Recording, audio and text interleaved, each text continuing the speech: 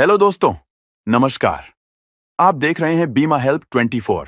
दोस्तों, YouTube पर बहुत सारे लोग यह दावा करते हैं कि मात्र एक बार 7 लाख रुपए पोस्ट ऑफिस की सीनियर सिटीजन स्कीम में जमा करने पर आपको हर तिमाही में 60,000 रुपए मिलने लगेंगे।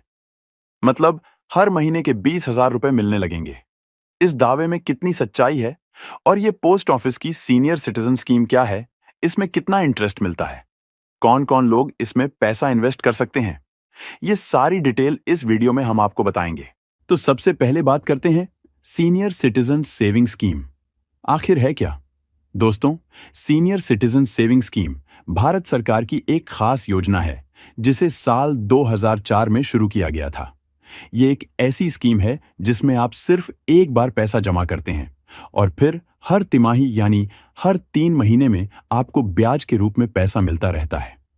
ये योजना खास तौर पर पोस्ट ऑफिस के जरिए चलाई जाती है। इसका सबसे बड़ा फायदा यह है कि ये पूरी तरह से सरकार द्वारा चलाई जाती है, यानी इसमें आपके पैसे की 100% सुरक्षा की गारंटी है।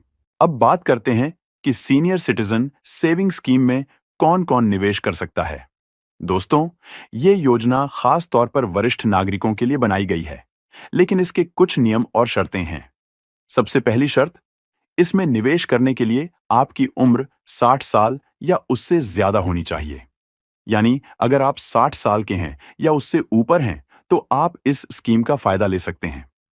लेकिन रुकिए, यहां एक खास बात और है कि अगर आप सरकारी नौकरी में थे, तो अगर आपकी उम्र 55 साल से ज्यादा है, लेकिन 60 से कम है और आपने स्वैच्छिक रिटायरमेंट मतलब वीआरएस लिया है, तो भी आप इसमें निवेश कर सकते हैं।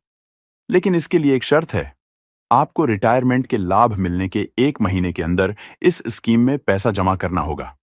इसके अलावा रक्षा सेवाओं से रिटायर हुए लोग भी इसमें निवेश कर सकते हैं और उनकी उम्र कम से कम 50 साल होनी चाहिए। ये एक खास छूट है जो डिफेंस कर्मियों को दी गई है। अब बात करते हैं सीनियर सिटीजन सेविंग स्कीम में कितना पैसा जमा कर सकते हैं। आप कम से कम 1,000 रुपए से इस स्कीम को शुरू कर सकते हैं। लेकिन अधिकतम सीमा की बात करें तो आप 30 लाख रुपए तक जमा कर सकते हैं।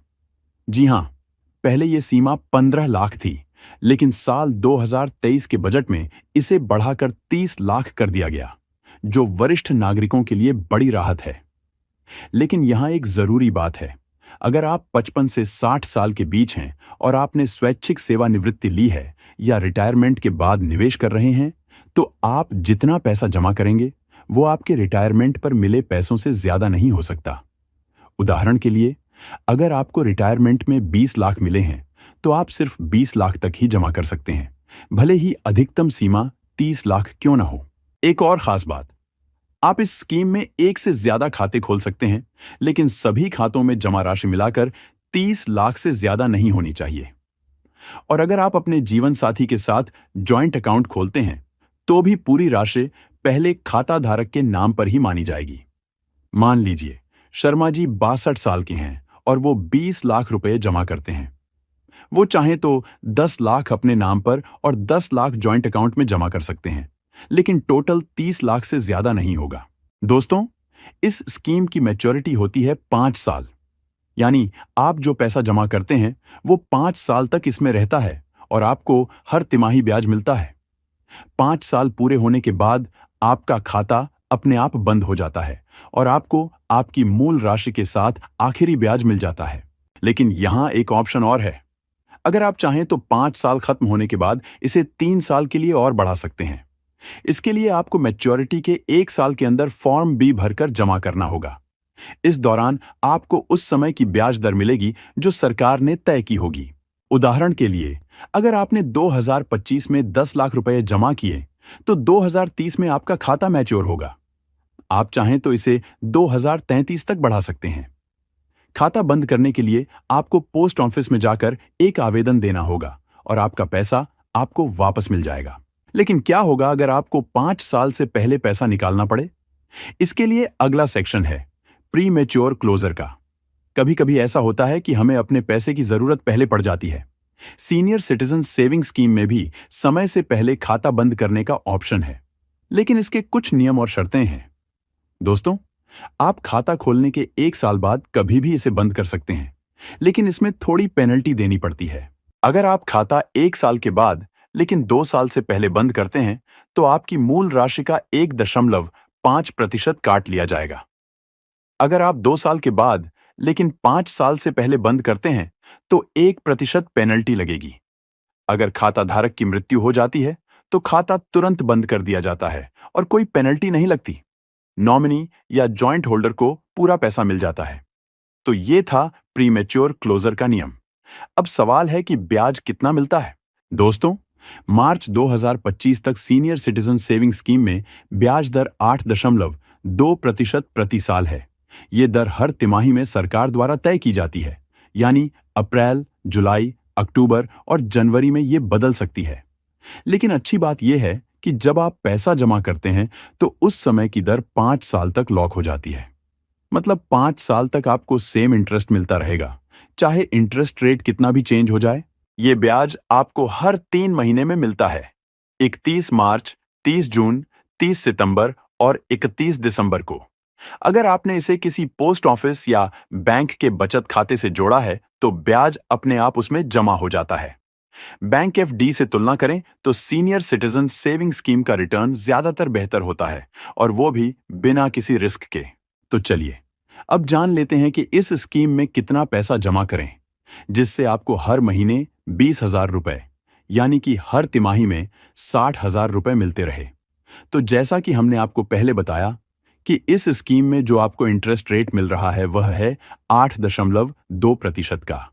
तो इस इंटरेस्ट रेट के हिसाब से अगर आप 1 लाख रुपए इस स्कीम में जमा करते हैं तो आपको क्वार्टरली 2,050 रुपए मिलेंगे। अगर आप 2 लाख रुपए जमा करते हैं तो आपको क्वार्टरली 4,100 रुपए मिलेंगे। अगर आप 3 लाख रुपए जमा करते हैं तो आपको क्वार्टरली 6,150 रुपए मिलेंगे। अगर आप 5 लाख रुपए जमा करते हैं तो आपको क्वार्टरली 10,250 रुपए मिलेंगे। अगर आप 10 लाख रुपए जमा करते हैं तो आपको क्वार्टरली 20,500 रुपए मिलेंगे। अगर आप 20 लाख रुपए जमा करते हैं तो आपको क्वार्टरली 41,000 रुपए मिलेंगे। और अगर आपके पास ज्यादा पैसा है तो आप 30 लाख रुपए जमा करते हैं तो आपको क्वार्टरली 61,500 रुपए मिलेंगे। तो जो लोग दावा करते हैं कि आप मात्र एक बार 7 लाख रुपए जमा करें, फिर इसके बाद आपको हर तिमाही में 60,000 रुपए मिलने लगेंगे, तो यह दावा बिल्कुल गलत है। आपको इसके लिए 30 लाख रुपए इन्वेस्ट करने पड़ेंगे। सीनियर सिटीजन सेविंग स्कीम में निवेश करने का एक बड़ा फायदा है इसके टैक्स बेनिफिट्स।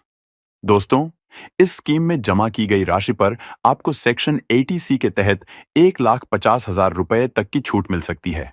यानी अगर आप पुराने टैक्स रिजीम में हैं और 15 लाख जमा करते हैं तो 1,50,000 पर टैक्स छूट ले सकते हैं। लेकिन ब्याज पर टैक्स लगता है। अगर आपकी सालाना ब्याज आय 50,000 रुपए से ज्यादा है तो उस पर टीडीएस कट सकता है। हालांकि अगर आपकी कुल आय टैक्स स्लैब से कम है तो फॉर्म 15H जमा करके टीडीएस से बच सकते हैं। तो दोस्तों, आप हमें बताएं, क्या सरकार को सीनियर सिटीजन सेविंग स्कीम में निवेश पर टैक्स लेना चाहिए या नहीं?